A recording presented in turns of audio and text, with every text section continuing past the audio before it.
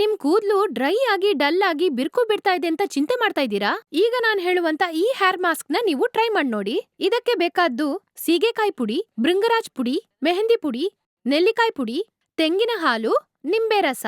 ಒಂದು ಚಿಕ್ಕ ಬೌಲಲ್ಲಿ 2 ಸ್ಪೂನ್ ಸೀಗೆಕಾಯಿ ಪುಡಿ, 1 ಸ್ಪೂನ್ ಭೃಂಗರಾಜ್ ಪುಡಿ, 2 ಸ್ಪೂನ್ ಮೆಹಂದಿ ಪುಡಿ, 1 ಸ್ಪೂನ್ ನೆಲ್ಲಿಕಾಯಿ ಪುಡಿ ಹಾಕೊಳ್ಳಿ. ಇದ್ರಲ್ಲಿ 6 ಸ್ಪೂನ್ ತೆಂಗಿನ ಹಾಲ್ ಸೇರ್ಸ್ಕೊಳ್ಳಿ. ಕೊನೆಗೆ 2 ಸ್ಪೂನ್ ನಿಂಬೆ ರಸ ಸೇರ್ಸ್ಕೊಳ್ಳಿ.